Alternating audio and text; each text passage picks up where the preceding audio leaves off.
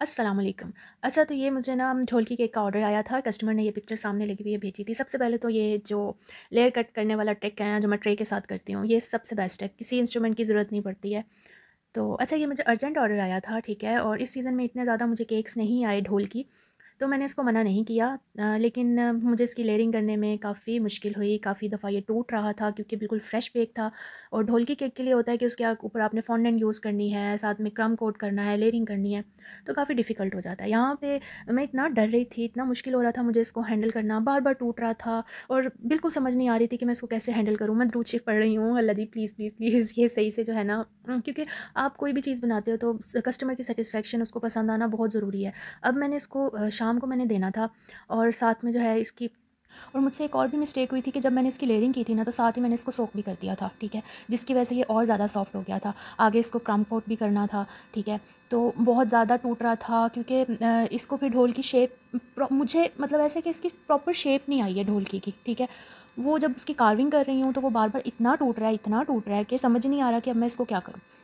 बस किसी तरीके से ये कंप्लीट हो जाए और ये कस्टमर तक पहुंच जाए। अब टाइम कम होने की वजह से ना, मुझे इसको थोड़ी देर अब फॉन्डेंट एडजस्ट करनी थी, इस वजह से लाजमी मुझे चाहिए टाइम कि मैं इसको रखूं, ठीक है, ताकि अंदर से जो भी मैंने लेयरिंग की है वो एडजस्ट हो जाए, क्योंकि अभी फॉन्डेंट से इसके ऊपर सारी कवरिंग करनी है, तो उसमें कोई प्रॉब्लम ना, और केक बिल्कुल ना टूटे। बहुत ज़्यादा ये नरम हुआ हुआ था और टूट रहा था, तो यहाँ पे मैंने इसे क्रम कोट करके रख दिया था ताकि मैं बाकी फिर मैं फॉन्डेंट की उतनी देर में दूसरी चीज़ें बना लेती हूँ, उतनी देर में ये क्रीम, बटर क्रीम इसके ऊपर एडजस्ट हो जाएगी, ठीक है।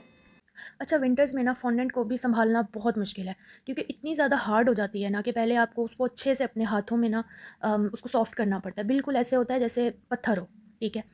हाथों की हीट से जो है ना आप उसको आहिस्ता-आहिस्ता करके सॉफ्ट करते हो। यहाँ पे मैंने टॉपर्स बनाने शुरू कर दिए थे, जो भी मुझे चाहिए थे ढोलकी के लिए। हाथों में दर्द हो जाता है, सच बताऊँ, मैं बता रही हूँ, बहुत मेहनत होती है, ठीक है ना।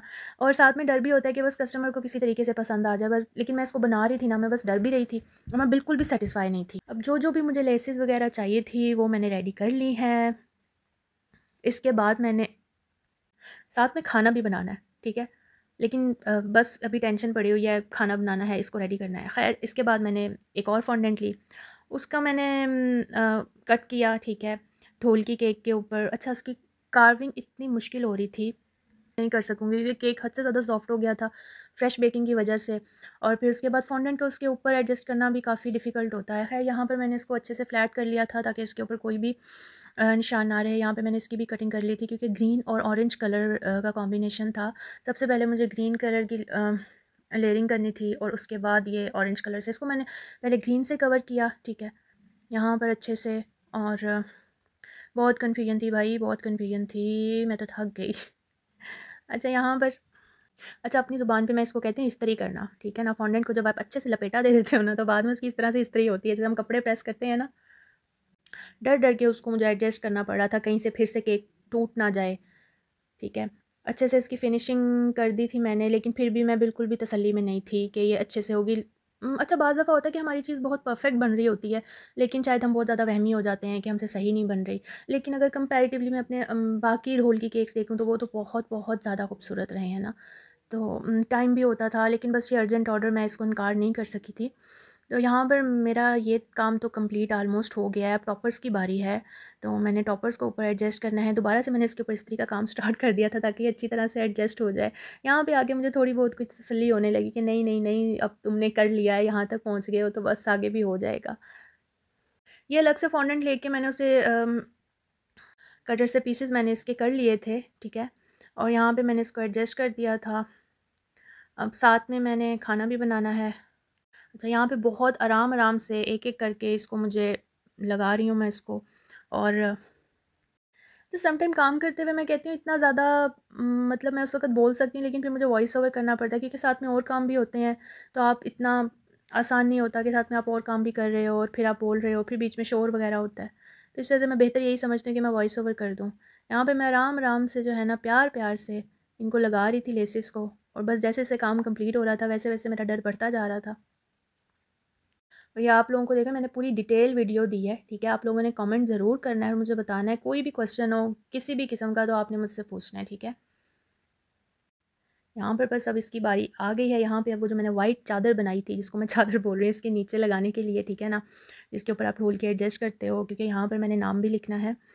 तो हम इसके बाद इतना काम तो हो गया है, बस टॉपर्स लगाने हैं और बाकी इसकी फ़िनिशिंग हो जाएगी। साथ में बाद में इसमें कलर करना है मैंने। अभी मैं इसको एडजस्ट कर रही हूँ। बस ये भी ख्याल करना होता है कि फॉन्डेंट कहीं से टूट ना जाए, कोई क्रैक ना आ जाए। यहाँ पे आहिस्ता-आहिस्ता मैंने टॉपर्स लगाने शुरू कर दिए हैं। अब आहिस्ता-आहिस्ता तसल्ली भी हो रही है कि नहीं अच्छा लग रहा है, अच्छा लग रहा है। बस ये है कि आपने बहुत ज़्यादा परफेक्ट चीज़ बनाई हो ना, तो एक वहम फिर हो जाता है कि नहीं ये उस तरह से नहीं बन रहा। तो ख़ैर यहाँ पे मैं टॉपर्स लगा रही हूँ। आहिस्ता-आहिस्ता ये वाला काम भी हो रहा है और अब मैं बोल-बोल के ना बोर हो गई हूँ सच में। मैं क्या कहूँ, अब आप लोग खुद देख रहे हो कि मैं क्या कर रही हूँ, ठीक है? बस साथ में काम कर रही हूँ, साथ में इसको एडजस्ट कर रही हूँ यहाँ पर। अच्छा, फॉन्डेंट प्ले डो की तरह बिल्कुल भी नहीं होती है, ठीक है ना? प्ले डो तो बहुत सॉफ्ट सी होती है, आप कोई भी चीज़ उससे बना लेते हो, लेकिन फॉन्डेंट बहुत हार्ड होती है, ठीक है? अब यहाँ पे इसको मैं कलर कर रही हूँ इसकी शाइनिंग गोल्डन कलर से और बस अब यही होती रहेगी क्योंकि मुझे सारे टॉपर्स को कवर करना है इस गोल्डन कलर से। और ये वैसे मेरा फेवरेट पार्ट है जब आप पेंटिंग करते हो ना, जैसे आप फेस की पेंटिंग करते हो, वो भी मेकअप पेंटिंग ही होती है फेस की। और साथ में अब मैं केक का मेकअप कर रही हूँ गोल्डन कलर से। सारी इसको मैंने फिल कर लेना जितने भी ये टॉपर्स हैं और मैंने नाम भी निकाल लिए हैं लेटर्स, अब वो मैंने एडजस्ट करने हैं, ठीक है? ये आपके सामने है कि मैं कैसे इनको एडजस्ट कर रही हूँ, ठीक है? ये ढोलकी केक है, मेहंदी के लिए ही लोग ज़्यादातर इसको ऑर्डर करते हैं, मेहंदी मायों वगैरह के लिए।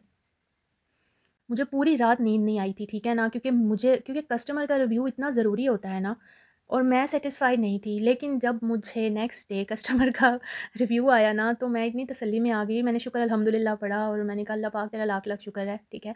क्योंकि इतनी ज़्यादा मुझे टेंशन हो रही थी बहुत कि मैं परेशान थी कि मैं सैटिस्फाई नहीं थी। लेकिन जब कस्टमर ने मुझे मैसेज किया, वॉइस मैसेज, वो मैंने यहाँ पर ऐड भी किया हुआ है, मैं आप लोगों को भी सुनाती हूँ।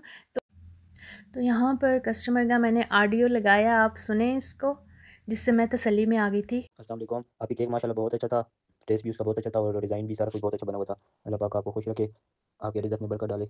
आमीन। सुम्मा आमीन। तो आप लोगों ने भी उनका वॉइस ओवर सुन लिया है, जिसके बाद मुझे बहुत ज़्यादा तसल्ली हो गई कि शुक्र है उनको पसंद आया, क्योंकि टेस्ट तो मेरा 100% है ना, ठीक है? लेकिन डिज़ाइनिंग में कभी कभार कमी बेशी आ जाती है, परफेक्ट कुछ भी नहीं होता, 19-20 का फ़र्क हो ही जाता है। लेकिन मैंने पूरी अपनी तरफ से कोशिश की थी, अगर ये मुझे थोड़ा सा टाइम मिल जाता तो ये और ज़्यादा अच्छा बन सकता था। लेकिन बस मेरी तसल्ली इसी में थी कि कस्टमर को ये पसंद आ गया, शुक्र अल्हम्दुलिल्लाह। अच्छा, इस दफ़ा ये हुआ है कि मुझे ना कैलेंडर केक सबसे ज़्यादा आए हैं, मतलब कैलेंडर केक का जो थीम है ना, और मैं वही बना के थक गई हूँ। मतलब जितने मुझे ऑर्डर्स आए हैं ना इस सीज़न में, 2025 पूरा मेरा कैलेंडर केक पे गुजरा। फायर पेपर केक, बस यही था। तो आप लोगों ने मेरा चैनल सब्सक्राइब करना है, शेयर करना है, लाइक करना है। ओके, अल्लाह हाफ़िज़।